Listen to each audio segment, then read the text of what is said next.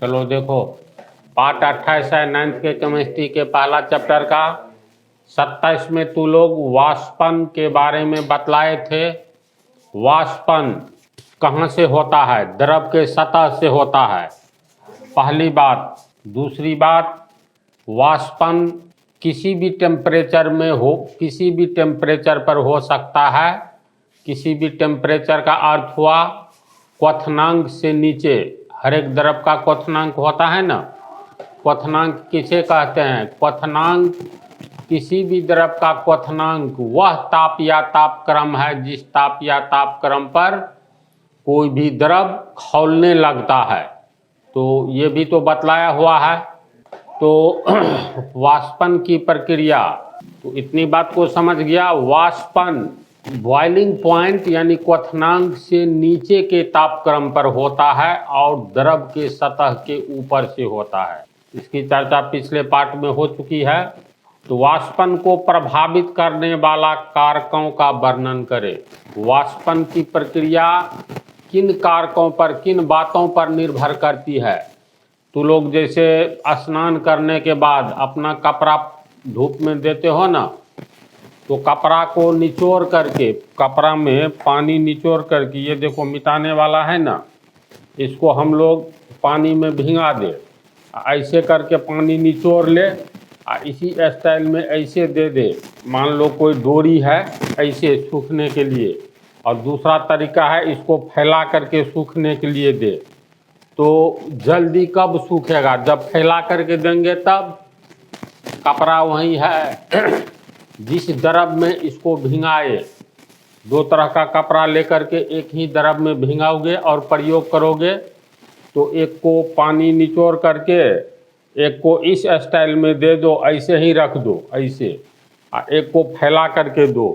तो फैला करके दोगे तो वह जल्दी सूखेगा, यानी वाष्पन की प्रक्रिया उसमें तेज होगी।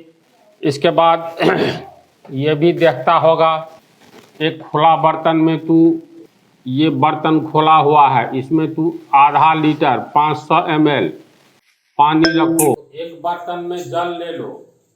देखो साइंस 100% समझने वाला है, ब्रेन को कंसंट्रेट करके सुनना है।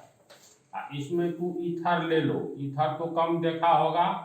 ईथर सुंघा करके ऑपरेशन के पेशेंट को पहले बेहोश किया जाता था, अब टेक्नोलॉजी डेवलप कर दिया है।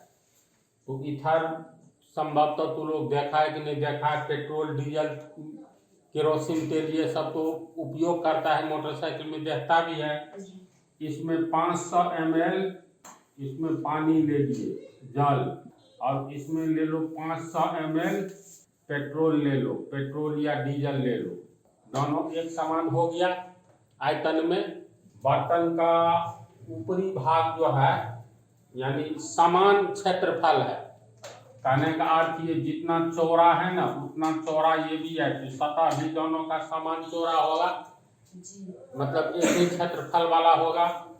तो ये दोनों को तो खुला धूप में छोड़ दो या बंद कमरे में छोड़ दो या खुले कमरे में छोड़ो, तो आधा घंटा के बाद देखोगे ये 500 ml है, इसमें से अगर 50 ml का वाष्प बन गया है, 50 ml पेट्रोल वाष्प बन करके उड़ गया है, तो ये मुश्किल से 5 ml वाष्प बन करके उड़ा होगा। जबकि दोनों में समान मात्रा में है पेट्रोल, दोनों का आयतन समान है। तो इसका अर्थ है द्रव दो प्रकार का द्रव है। एक में उतना ही समय में तेजी से वाष्पीकरण हुआ, वाष्पन की क्रिया एक में तेजी से हुआ, एक में कम तेजी से धीमा गति से हुआ। इसका मतलब वाष्पन की प्रक्रिया को प्रभावित करने वाला कारक सब है। तो एक कारक हो गया, दोनों का क्वालिटी अलग अलग है, प्रकृति दोनों का नेचर।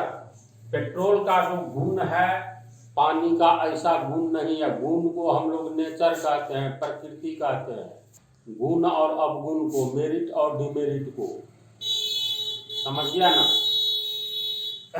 कपड़ा स्नान करके कपड़ा पसारने वाली, धूप में पसारने वाली बात कहे तो कपड़ा का क्षेत्रफल जितना अधिक होगा उसमें वाष्पीकरण इतना तेज होगा। इसी मिटाने वाला का हम उदाहरण दिए, पानी में भिंगा करके इसको निचोड़ करके गाड़ देंगे और गाड़ने के बाद जो है इसको इस स्टाइल में रख देंगे तो देखो इसके सतह का क्षेत्रफल कम है, तो सतह का क्षेत्रफल बढ़ाएंगे तो वाष्पन की क्रिया तेज होगी।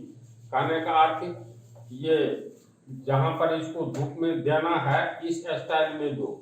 देखो सतह का क्षेत्रफल बहुत बढ़ गया, तो सतह का क्षेत्रफल बढ़ने से वाष्पन की क्रिया तेज होती है।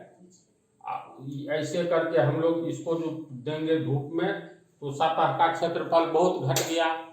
इसका मतलब सतह का क्षेत्रफल जितना कम होगा वाष्पन की प्रक्रिया उतना ही कम होगा। तो निष्कर्ष ये निकल रहा है, वाष्पन को प्रभावित करने वाले कारकों का वर्णन करें। कितने ऐसे कारक हैं, यानी कितना फैक्टर है जिस पर वाष्पन की क्रिया निर्भर करती है, तेज होगी कि धीमे गति से होगी, द्रव की प्रकृति कैसी है, किस टाइप का द्रव है, द्रव के सतह का क्षेत्रफल कितना है। जैसे एक कुआं है, कुआं का क्षेत्रफल तालाब के क्षेत्रफल से हमेशा कम होता है ना। आइए मान लो तालाब है, दोनों में कितना पानी है, तो मान करके चलो समान ही पानी है, तो ये तालाब के सतह का क्षेत्रफल, पानी जो है इसके सतह का क्षेत्रफल अधिक है, इसमें अधिक वाष्पन की प्रक्रिया होगी, इसमें कम होगी। तो इसका अर्थ है वाष्पन को प्रभावित करने वाले कुछ न कुछ कारक हैं, फैक्टर हैं, है ना। तो 4-5 फैक्टर है, इसको हम लिखते हैं, लिख करके अलग अलग डिटेल में बोल देते हैं, समझा देते हैं। देखो द्रव के वाष्पन को प्रभावित करने वाले कारक निम्नलिखित हैं। ये 5 फैक्टर्स हैं जो वाष्पन की प्रक्रिया को, वाष्पन की क्रिया को प्रभावित करता है। समझ गया? ये 5 पॉइंट खाली याद रखना, इसको समझ लेना है, अंत में हम फेयर के रूप में लिख देंगे। तो सबसे पहले पहला पॉइंट को समझो, द्रव की प्रकृति। द्रव का गुण अलग अलग होता है ना। प्रकृति यानी नेचर का अर्थ हो गया, कहते हैं ना तुम्हारा नेचर गड़बड़ है, तो नेचर गड़बड़ है का मतलब व्यवहार गड़बड़ है। तो व्यवहार एक प्रकार का गुण होता है जी। अच्छा व्यवहार अच्छा गुण होता है, बुरा व्यवहार बुरा गुण होता है। तो नेचर का अर्थ समझ गया। तो हर एक द्रव का नेचर अलग अलग होता है। पानी को हम लोग पीने के काम में उपयोग करते हैं, स्नान के काम में उपयोग करते हैं, खाना बनाने के काम में उपयोग करते हैं, लेकिन वहीं डीजल पर हम लोग चावल बना सकते हैं। डीजल को बर्तन में दे करके खोला दो, उसमें चावल दो, क्योंकि उसकी प्रकृति, डीजल की प्रकृति अलग है, उसका गुण अलग है, होता है ना। तो द्रव की प्रकृति हर एक द्रव की अपनी अपनी अपनी अपनी प्रकृति, अपना अपना गुण और दोष होता है, अपना अपना गुण होता है। तो जिस द्रव का, पंक्ति सुनो, जिस लिक्विड का क्वथनांक जितना कम होगा, बॉइलिंग पॉइंट मालूम है ना। देखो बॉइलिंग पॉइंट, बॉइल मतलब उबलना, जिस हम समझ, और पॉइंट यानी जिस ताप पर या तापक्रम पर कोई द्रव उबलने लगे यानी खौलने लगे, तो उस ताप या तापक्रम को उस द्रव का क्वथनांक बॉइलिंग पॉइंट कहेंगे। हाँ नहीं, वाष्प बनना तो क्वथनांक से नीचे होता है। कभी तू तालाब के पानी को खौलते हुए देखे हो? खौलना शब्द एक अलग है, वाष्प तो खौलने का अर्थ हुआ जैसे पानी का बूंद के रूप में कूदने लगता है। बर्तन में पानी गर्म करोगे, गर्म करते करते एक ऐसा तापमान आता है, एकाएक पानी नहीं मतलब तेज गति से कूदने लगता है। खौलने का अर्थ क्या होता है, समझ गया ना। पानी के बूंद जब बर्तन के में पानी रखे हो और गर्म करते हो ना, तो हीट एनर्जी बढ़ाते जाओगे, या मान लो एक नियत तापक्रम पर गैस का लॉ फिक्स कर दो और पानी बर्तन में चढ़ा दो, तो एकाएक नहीं मतलब ये पानी कूदने लगता है, गर्म होता है। जब वह क्वथनांक पर 100 डिग्री सेल्सियस पर पहुंच जाएगा, तब देखना जो बर्तन का पानी ऊपर वाला सतह से लगता है, जो बर्तन के बाहर जंप करके चला जाएगा, कूद फान करने लगता है कि नहीं, तो उसको कहते हैं उबलना। एक होता है बर्तन में पानी चढ़ाओ और थोड़ा सा गर्म होगा कि देखना धीरे धीरे वाष्प ऊपर से बर्तन में पानी के सतह से निकल रहा है, लेकिन पानी का एक भी बुलबुला जो है कूदता नहीं है, पानी कूदता नहीं है, जंप नहीं करता है, वाष्प उसका निकलता हाँ सिर्फ वाष्प निकलता है पहले। ये सब प्रैक्टिकल बात है। और जब गर्म करते जाओ तो एक समय आता है जब ये पानी ऊपरी सतह से मतलब बुलबुला के तौर पर देखना जो खूब निकल रहा है, जंप कर रहा है, ये उबल रहा है, तेज गति से भाप बन रहा है। तो बॉइलिंग पॉइंट, बॉयल मतलब उबलना। जिस तापक्रम पर कि कोई भी द्रव उबलने लगे यानी खौलने लगे, उस तापक्रम को बॉइलिंग पॉइंट यानी क्वथनांक कहेंगे। और वाष्पन की क्रिया क्वथनांक से नीचे ही होता है। क्वथनांक पर वाष्पन तो बहुत तेज गति से होता है, वो खौलने लगता है, समझा। तो जिस द्रव का बॉइलिंग पॉइंट जितना कम होगा उसमें वाष्पन की क्रिया उतनी ही तेज होगी, उतनी तेज होगी। हाँ तेज होगी है पहले समझो तो सही। अब देखो ईथर, इसका बॉइलिंग पॉइंट बीपी, बीपी से हो गया बॉइलिंग पॉइंट। और जल ले लो पानी, इसका है 34 डिग्री सेल्सियस, इसका है 100 डिग्री सेल्सियस। बोलो किसका बहुत कम हुआ 34 डिग्री सेल्सियस? ये भी द्रव है, ये भी द्रव है। तो ईथर का क्वथनांक बॉइलिंग पॉइंट बहुत कम है और जल का क्वथनांक ईथर के तुलना में 34 को 3 से गुना करेंगे तो 102 होता है, यानी 3 गुने के लगभग है। तो इसका बॉइलिंग पॉइंट कम है। तो दोनों को दो तरह के बर्तन में ले लो। एक बर्तन में ईथर लो, एक बर्तन में तुम समान मात्रा में 500 ml, आधा लीटर हुआ ना। अब 500 ml इसमें जल ले लो, पानी, इसमें ईथर ले लो। किसी रूम में तू रख दो इसको, 1 घंटा के बाद आओ तो इसका मैक्सिमम भाग उड़ चुका रहेगा वाष्प बन करके। इसका मिनिमम कम से कम भाग वाष्प बन करके उड़ेगा। उस रूम का टेम्परेचर कितना है? मान लो अभी हम लोग बैठे हैं तो रूम का टेम्परेचर कितना होगा? बाहर से थोड़ा कम होगा, बाहर में धूप है। अगर यहाँ का टेम्परेचर 25 डिग्री सेल्सियस भीतर में होगा तो बाहर में धूप में मान करके चलो 26 या 27 डिग्री होगा। मतलब ज्यादा रहता तो तुरंत उड़ जाएगा ना, आप बोले कम टेम्परेचर रहेगा। 500 ml, आधा लीटर तू इसमें जल लो। समान टाइप का बर्तन है, समान आयतन वाला है, तो यहाँ तक है तो 500 लीटर, तो उसके पृष्ठ का सरफेस एरिया, जल का जो सरफेस एरिया है और ये इसमें ईथर का सरफेस एरिया, दोनों एक समान है। सरफेस एरिया समझा? जब इसमें हम आधा लीटर इसमें ईथर लिए हैं, इसमें आधा लीटर जल, दोनों का सरफेस एरिया ऊपरी वाला सतह का क्षेत्रफल समान है, दोनों को एक ही रूम में रखे हैं तो एक रूम का तो समान तापक्रम होगा। तो ऐसी स्थिति में ईथर में बहुत तेज गति से ये वाष्पन इवोपरेशन हो रहा है और जल में बहुत धीमा गति से। तो इसका अर्थ है इसकी प्रकृति और इसकी प्रकृति दोनों का गुण अलग अलग है। जल का कितना है?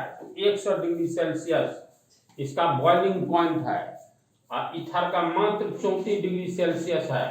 तो ईथर का बॉइलिंग पॉइंट बहुत कम रहने के कारण पानी से ईथर के पृष्ठीय क्षेत्रफल सरफेस एरिया से पानी के तुलना में बहुत तेज गति से वाष्पन की क्रिया हो रही है, वाष्प बनने की क्रिया हो रही है, क्योंकि ईथर का बॉइलिंग पॉइंट मात्र 34 डिग्री सेल्सियस है।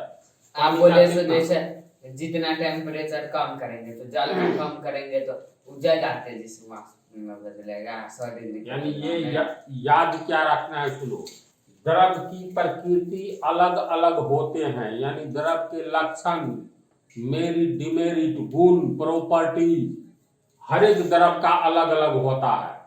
तो पहला पॉइंट है जिस द्रव का क्वथनांक जितना कम होगा बॉइलिंग पॉइंट, उसमें वाष्पन की क्रिया उतनी ही तेज होगी। अगर हम लोग यहाँ पे सब द्रव का अलग अलग क्वथनांक जितना कम रहेगा उतना तेजी हाँ, से। अगर मान लो हम लोग ये दो ही नहीं 3-4 तरह का द्रव ले लो। मतलब यहाँ पे हर अलग अलग द्रव का बात किया जा रहा है। हाँ, अलग अलग समझ गया अब डायरेक्ट। 3-4 तरह का पेट्रोल ले लो, डीजल ले लो, हाँ। ईथर ले लो, जल ले लो, केरोसिन तेल ले लो, 5 तरह का द्रव हुआ। हाँ। समान मात्रा में ले लो, सरफेस एरिया सबका समान है। हाँ। तो जिसका सबसे ज्यादा कम बॉइलिंग पॉइंट रहेगा उसमें सबसे ज्यादा वाष्पीकरण होगा, वाष्पन की क्रिया उसमें उतनी ही अधिक होगी। जिसका सबसे अधिक रहेगा उसमें वाष्पन की क्रिया सबसे कम होगी तो सब द्रव में। तो पहला पॉइंट समझा, जिस लिक्विड का क्वथनांक जितना ही कम रहता है बॉइलिंग पॉइंट उसके पृष्ठीय सतह से उतना ही कम रहने पर ज्यादा वाष्पीकरण वाष्पन की क्रिया होगी उस द्रव का। हाँ, उस द्रव का। जिस द्रव का बॉइलिंग पॉइंट जितना अधिक होगा उसकी वाष्पन की क्रिया उतनी ही कम होगी। क्यों? क्योंकि हर एक द्रव की प्रकृति अलग अलग होते हैं, इसलिए हर एक द्रव के क्वथनांक बॉइलिंग पॉइंट अलग अलग होते हैं। कम बॉइलिंग पॉइंट वाला द्रव में वाष्पन की क्रिया तेज होगी, अधिक बॉइलिंग पॉइंट वाला द्रव में वाष्पन की क्रिया धीमी गति से होगी। तो पहले पॉइंट का विश्लेषण समझा, इसको हम लिख देते हैं तब सेकंड पॉइंट पर आओ। पहला पॉइंट समझा दिए हैं, हर एक द्रव की प्रकृति अलग अलग होने के कारण क्वथनांक बॉइलिंग पॉइंट भी अलग अलग होता है। द्रव का क्वथनांक जितना ही कम रहता है उसका वाष्पन उतनी ही तेजी से होता है। जैसे ईथर का बॉइलिंग पॉइंट 34 डिग्री सेल्सियस है और जल का 100 डिग्री सेल्सियस है, अतः जल की तुलना में ईथर तेजी से वाष्प में परिवर्तित हो जाता है। इसको लिख लो तब सेकंड पॉइंट बतलाते हैं। सेकंड पॉइंट है टेम्परेचर ऑफ लिक्विड। प्रैक्टिकल बात से ज़्यादा कोई भी उदाहरण समझोगे। द्रव का ताप बढ़ने से, टेम्परेचर बढ़ने से वाष्प बनने की प्रक्रिया तेज होती है। अब इसको ऐसे समझो, जाड़े के समय में धूप कम रहता है ना, गर्मी के समय में धूप अधिक रहता है। तो गर्मी के समय में कपड़ा जल्दी सूखता है कि जाड़े के समय में? गर्मी के समय में सूखता है, क्योंकि वायुमंडल का तापमान गर्मी के टाइम में जाड़े की तुलना में अधिक रहता है, पहली बात। दूसरी बात, इसको ऐसे भी प्रैक्टिकल लाइफ में समझ सकते हो, पानी को ही जब हम लोग गर्म करना प्रारंभ करते हैं हीट एनर्जी दे करके, तो ज्यों ज्यों गर्म होता रहता है तो बर्तन में पानी के सतह पर ध्यान देना, मतलब तापमान बढ़ाते जाओगे, इसके बाद वाष्पीकरण की प्रक्रिया भी तेज होने लगती है। अधिक ताप पर वाष्प अधिक बनता है, कम ताप पर कम बनता है। तो आखिर इसके पीछे क्या कारण है? तो टेम्परेचर बढ़ने से किसी द्रव का, टेम्परेचर के बढ़ने से द्रव के कणों की औसत गति बढ़ती है, औसत वेग बढ़ता है। औसत वेग बढ़ने के कारण नीचे का द्रव का कण ऊपर आता है और सतह पर, जैसे मान लो टेम्परेचर बढ़ रहा है, इस बर्तन में कोई द्रव है, तो वाष्पन की प्रक्रिया द्रव के सतह से न होती है, तो टेम्परेचर हम बढ़ाते जाएंगे तो इसके जो द्रव के कण जो होंगे, ये कण, इसमें मूवमेंट यानी इसका औसत वेग बढ़ जाता है। औसत वेग बढ़ता है तो द्रव के सतह पर ये कण जो होते हैं, जो वायु के संपर्क में हैं, ये कण बहुत तेज गति से वाष्प बन करके वायुमंडल में जाता रहता है, क्योंकि इसमें उपस्थित तमाम कणों का औसत वेग बढ़ गया। देखो, द्रव का ताप अपने आप नहीं बढ़ेगा। ये कोई बर्तन है, इसको स्टैंड पर रख दो और नीचे में तू गैस का सेटिंग कर दो। अभी इसमें मान लो हम लोग पानी रखे हैं इसमें, तो जिस समय पानी रखे हैं अब गैस जला दिए तो गर्म होना शुरू हुआ, तो देखना जो वाष्प बनने की क्रिया तुमको महसूस नहीं होगा। इसको अगर गैस को जलने देंगे तो इसमें उपस्थित पानी का ताप बढ़ने लगेगा। बोलो, ताप बढ़ने लगेगा तो पानी के कणों की गति मूवमेंट बढ़ जाएगी, जिसके कारण मूवमेंट औसत वेग बढ़ेगा। तो सतह पर जितने भी है, सतह से न होता है, तो ये सतह पर सब कण आने लगेंगे और औसत वेग बढ़ जाने के कारण इसके सतह से वाष्प बनने की प्रक्रिया तेज हो जाएगी। क्यों तेज हो जाएगी? क्योंकि पार्टिकल जो है, इसके जितने भी कण हैं, सब पहले से ज्यादा गतिशील हो जाएगा। बर्तन के सतह से ऊपर आएगा, बर्तन के सतह वाला पानी ऊपर आएगा।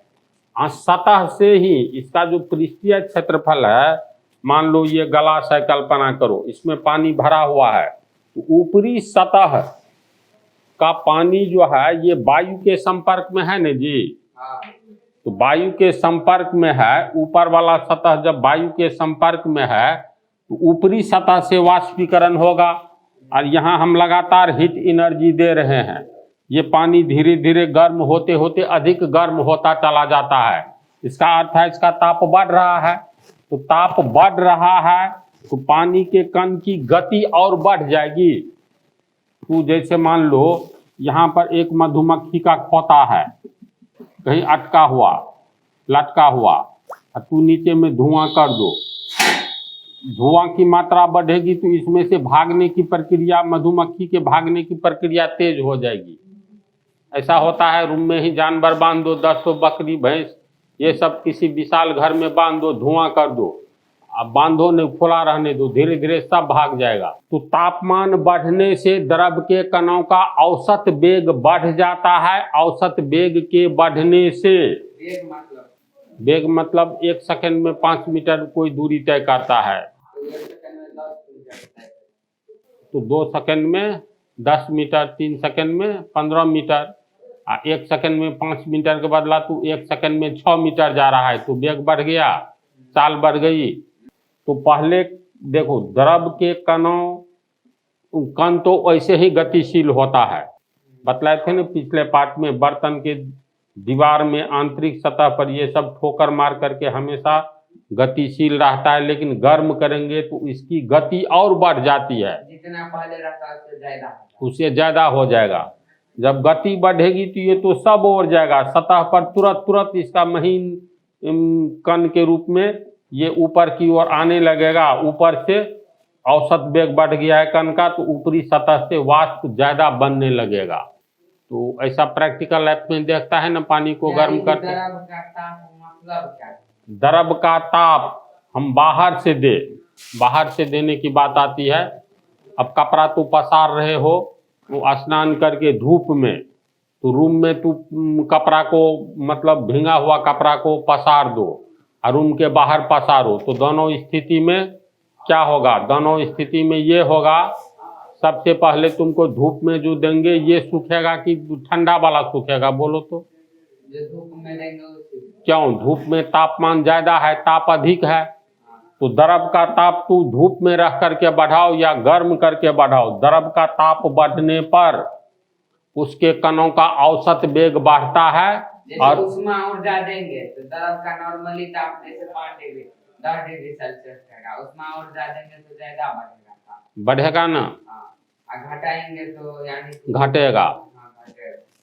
तो तापमान, किसी भी द्रव का तापमान बढ़ाएंगे तो उस द्रव का, इस द्रव के कण ज्यादा गतिशील होंगे, उसका औसत वेग बढ़ेगा, फलस्वरूप वाष्पन की क्रिया तेज होगी। तुरंत नीचे से चारों ओर से पानी ऊपर की ओर जाएगा, इधर उधर इसके कण जाएंगे, तो सतह का कण तेज गति से, इसको तो ये भी बोल देंगे द्रव का ताप, द्रव का क्वथनांक बढ़ाएंगे तो वाष्पीकरण तेजी। द्रव का क्वथनांक तो फिक्स होता है, क्वथनांक कभी बढ़ने वाली बात नहीं होती है, एक निश्चित तापक्रम पर ही द्रव खौलता है, और क्वथनांक से नीचे वाष्पन की क्रिया होती है।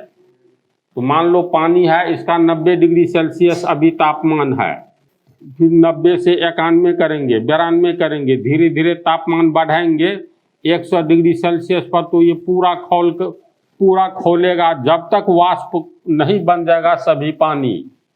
इससे ज़्यादा तापमान बढ़ेगा ही नहीं, 100 डिग्री सेल्सियस पर तमाम पानी वाष्प बन करके उड़ जाएगा खोल करके। नहीं बचेगा। तो इससे नीचे, क्वथनांक से नीचे तापमान अगर हम बढ़ाते जाएंगे क्वथनांक की ओर, तो ऐसी स्थिति में वाष्पन की क्रिया भी बढ़ती जाएगी। समझ इसका अर्थ ये, तो इसको लिख दे। तो द्रव का ताप बतला ही दिए हैं, द्रव का ताप बढ़ाए जाने पर वाष्पन की क्रिया भी तेज होने लगती है। कारण क्या है? तो कारण है ताप बढ़ाए जाने पर द्रव के कणों का औसत वेग भी बढ़ता जाता है, अतः द्रव के सतह वाले कणों का द्रव से निकल जाना आसान हो जाता है। सतह वाला कणों का मतलब द्रव के सतह पर कण होंगे ना, हाँ, ऊपरी सतह, हाँ, तो ये भी तो ज्यादा गतिशील हो जाएगा। द्रव का कण होगा। हाँ, द्रव का कण वाष्पीकरण में क्या होता है, द्रव का कण ही ना वायुमंडल में भागता है द्रव के सतह से, तो औसत वेग अधिक होगा तो तुरंत निकलेगा, ऊपरी सतह को छोड़ेगा। समझा? अब नेक्स्ट 2 पॉइंट जो है इसको अगले पार्ट में 3 पॉइंट